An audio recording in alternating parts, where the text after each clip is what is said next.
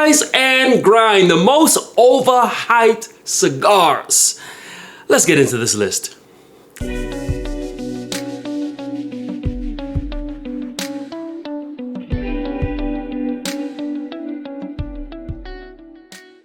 At Rise and Grind, we equip you and share with you the best whiskeys, the best cigars. We help you to elevate your leisure moments.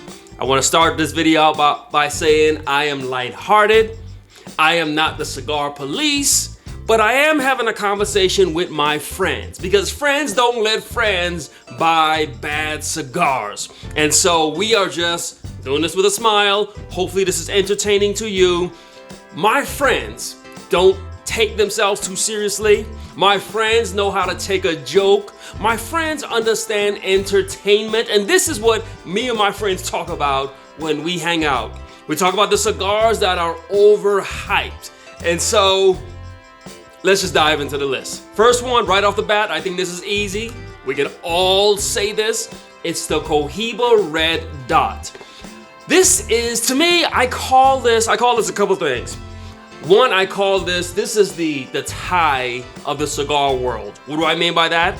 Fathers, we all know every Father's Day we're gonna get a tie. We don't want a tie, but we're gonna get a tie. The Cohiba Red Dot, this is what every cigar smoker is gifted.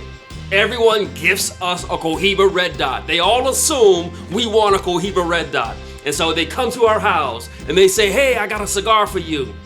It's a cigar that on their way to your house, they stopped at a cigar lounge, they got what they thought is the best, a Cohiba Red Dot, and they gift you that. The worst thing is when they actually expect you to smoke it in front of them. This cigar just tastes like grass, and I'll leave it at that. It's also just boring. I call this elevator music. And so the Cohiba Red Dot is an expensive cigar. How much does it cost? I won't even mention it. I will never buy one.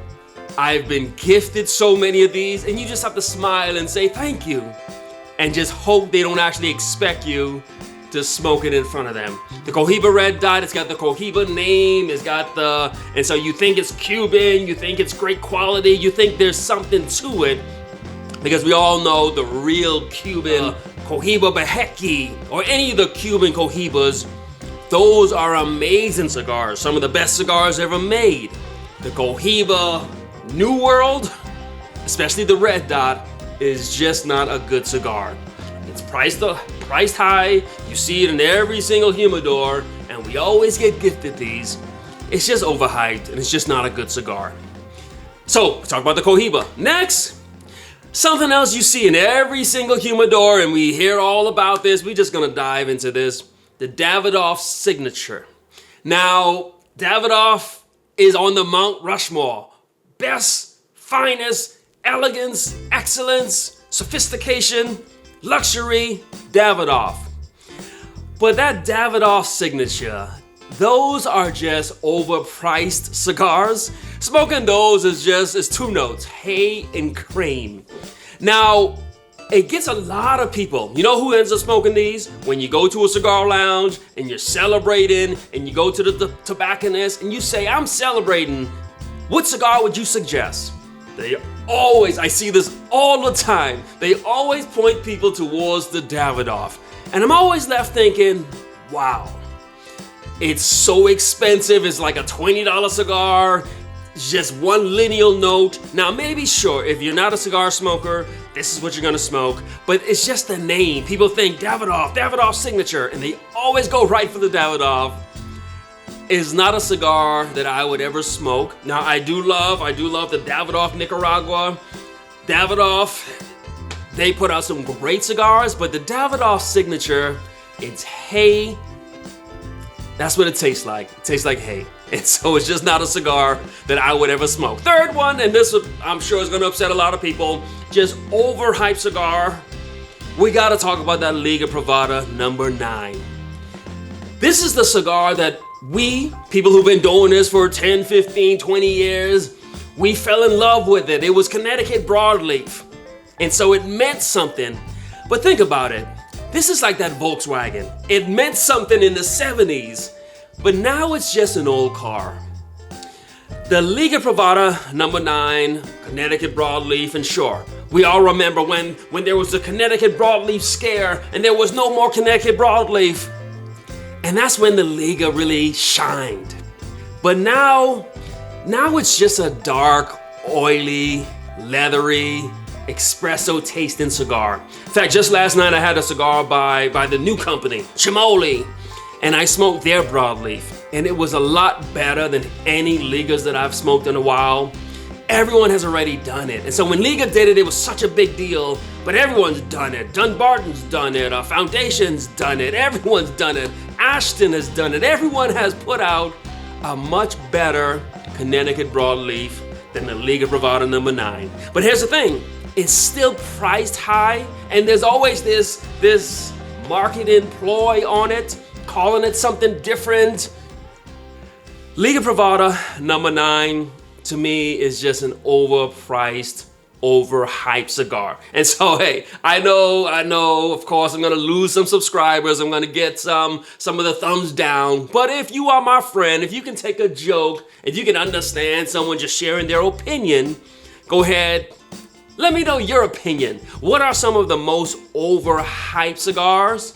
We could have put a lot on this list, and no, none of us is the cigar police. We're just doing this in jest. We're just doing this, just sharing our opinion. Why can I share my opinion with you? Because I can do whatever I want to do. That's just the bottom line. And if you want to be part of such a community, hit the subscribe button, leave a comment. Again, let me know, what are the cigars that are just overhyped? We got one more. I figure I'm not gonna do too much damage with this video. One more, and it is also by Drew Estates. I don't even know if we have to talk about this, but let's just talk about it. That Blackened M81. This cigar, sure, when you think about it, you think music and rock and roll, you think Metallica. When I think about this cigar, just like back in the days when the Who used to take their guitars and just smash them, that's what I think about doing with this cigar. I think about just smashing the cigar. I'm not sure what notes they're going for on this. It's just heavy, earthy, just not pleasant tasting notes. And the thing is the music. It's got the music in it. No, this is just hype. It's just foolishness, to be honest with you. I think, and you can correct me in the comments, I think their idea is it's aged by music. I think that's just absolute foolishness.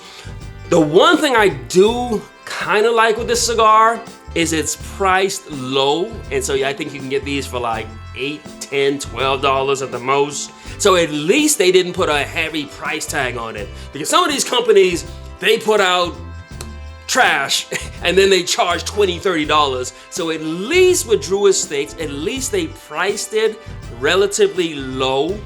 But even at $12, it's just not something that I would ever smoke. And I put it on this list because it got so much hype. And you see it in Cigars Aficionado, and you see, and it just reminds me, it just makes me say, whoever told us that music can age a product?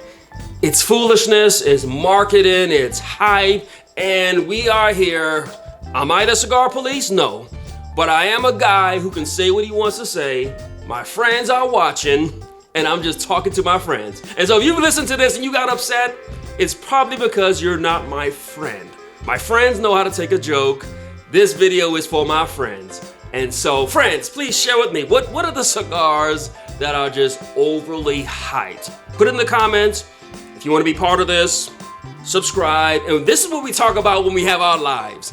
Tuesdays, Fridays, it's just unfiltered. I can say what I want, I can take the gloves off. I got that liberty, I got that independence, I got that honesty, that integrity, and I got the audacity to say whatever I want to say. And so if we've helped you, help us back. Like, comment, subscribe, but most importantly, rise and grind.